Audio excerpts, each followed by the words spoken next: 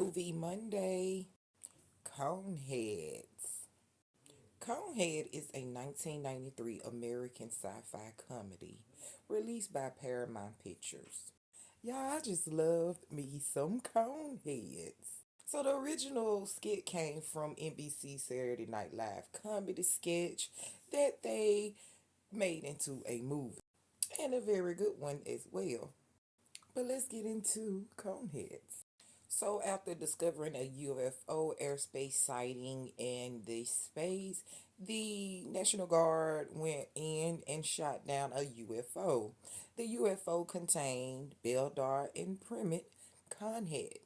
Now, their mission here was, of course, to come here and take over the United States, to take over the country, all of that. They were from outer space from this planet called Rimlag. And Beldar, let me tell you, was no more determined to do nothing but to get back to Rimlag. Now, Beldar, played by Dan Aykroyd, and his wife Primit, played by Jane Curtis, Beldar started working for this guy, played by Simbag, who became his boss, Otto, that was working in appliances. He was a repairman. Now, so Otto was like, hey, Beldar, we got to get you a little legal because I know you ain't got no social. You ain't from here. Look at your head. Ain't nobody crazy now, Beldar. So he laughed it off and he hooks him up with this guy who gives him these fake identities played by Adam Sandler, his young self. And immediately he gets the name Richard DeChico that is alerted to INS, and they get high in on Belzar's tail. And the two INS agents get hot on his tail. Okay, we got Gordon Seeley here, played by Michael McCain, and we have Eli Turnbull, played by David Spade, and he was just the perfect kiss ass. Y'all love me some little David Spade. He's just hilarious. So they go in and try to capture them. They find out where they stand, and they were very unsuccessful. So Beldar in Primit moves. Primit informs him that she is pregnant. He's working for this taxi cab company. All right, he's steady trying to do his thing. INS is steady high in on his tail. Primit water breaks, and this is the most crazy ocean breaking water I've ever seen. She goes into labor, and they have their beautiful baby girl, Connie. Now at this point, like Beldar and them, they kind of invested in trying to get accustomed to living here in the United States. Like he then went and got him some veneers. Beldar, he had to get them teeth fixed. They really just had to start adjusting because the thing was, their people from Rimlek was supposed to be coming to get them, but they ain't showed up. Okay, they ain't showed up. Now we got Connie in the picture, and times goes on. They're raising Connie, and now Connie is in high school. Okay, so it's been about 17, 18 years that Beldar and Primit have been ready for Rimlek to come back and save them.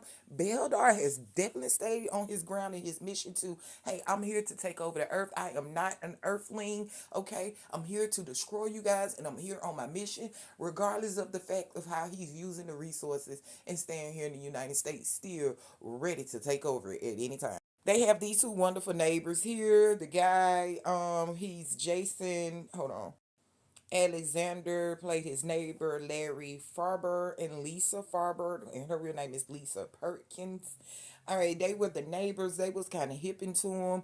He was cool with Beldar. She was cool with Primit, and they was just living a normal life in New Jersey. They had finally got into the suburbans of New Jersey, just trying to live normal, raise their little Connie, who was very much so accustomed to the United States and the ways and the culture of the United States Earthlings.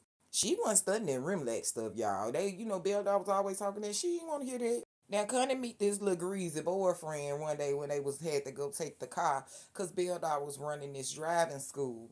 By this time, Connie is on up in age, and Beldar had to take the car to the mechanic shop. She meet this little greasy fella here, played by Chris Farley by the name Ronnie, the mechanic. Now Ronnie and Connie they feeling each other, but of course Bill Dar he ain't nobody good enough for his baby. Okay, they trying to in sync. They trying to have all this little lottie dolly, this SCX. Okay, Bill Dar ain't for that because he used to the normal playing of rim law. You do what you say under straight dictatorship. Now, fast forward, moving along, they come fake into their house like they Jehovah Witness because they have picked up another clue about them and they're on their tails again. Now, Bill Dart, Primit, Connie, like I say, they already kind of know it's time. Connie does not want to go, but Bill Dart gets the signal like, hey, it's time to go tonight. We got to get up out of here. And that is what they do. Now, Ronnie is used for a distraction, and the ship of Rimlock came down, and Sealy and Turnbull they was taken in when Beldar and his family was taken in because Sealy then was actually there to arrest that night. Yes, they was there to arrest them. They was finally here with the immigration. They was getting ready to take them in, but Remlek showed up and magnetically pulled them in. And Celie and Turnbull wanted to be a part of it because he just felt like he was a top dog and they weren't going nowhere. Now, what y'all thought he was going to do against that magnet? Anyhow, back up on the planet of Remlek, Remlek is really a dictatorship. Gets there, they had to prove what they was doing, how they was doing, and what was their purpose. What did they bring him back? What did they have for them? Oh yeah, that dictator of theirs. No president, dictator. And he was alright with Beldar till he noticed that Beldar teeth was fixed. Oh no.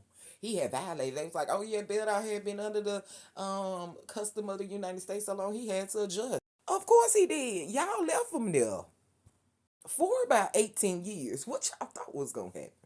Now Beldar had the Nafra the Gaithon or whatever that big ugly ass thing was, and he won. And it was through the custom of American ways that he won because Beldar learned how to play golf while he was here. And he played that golf, and that's how he ended up getting that big Grimlock or whatever the hell he was. Shot that rock right down his damn throat, choked the shit out of him. Now that's when Beldar used those manipulation tactics, and he's like, you know what? I just want you to allow me to go back and finish my mission in the American states. I'm going to take over. I'm going to blow it up. I'm going to conquer it, and I just need you to give me at least these Americans. And the dictator, he was like, no, you can take one. Beldar looked over there at his baby girl Connie, and Connie did not like that. She was sad, and that's when Beldar aborted the mission, made it seem like the aircraft had exploded, took Sealy, told Sealy, you gonna give us some green cards. Sealy like, oh yeah, you gotta demonstrate some stuff. He like, we got that. We gonna demonstrate it. And come on, let's go. So okay, of course, Beldar was about making his family happy. He loved his baby girl Connie.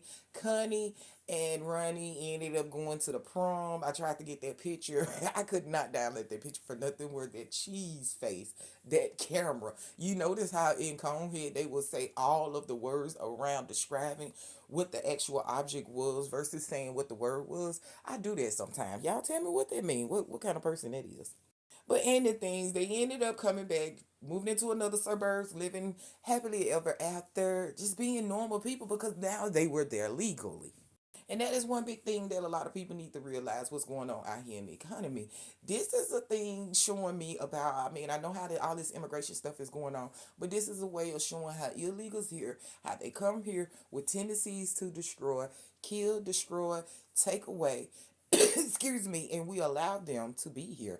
They're not supposed to be here. If they're not supposed to be here legally, we have to take the proper protocol. I'm not with all that political stuff. I'm just with right or wrong, and y'all know what makes sense. Now the thing was, if Conehead and them knew they was here rightfully, they would not have been running, just like a lot of other stuff. So we need to stay up out of the way of stuff that has nothing to do with us and let people do their job. Now, granted, Conehead and them was here eventually became here legally, but in the beginning, their motives were not pure. You can catch Coneheads on Pluto TV. Great comedy watch. I love it.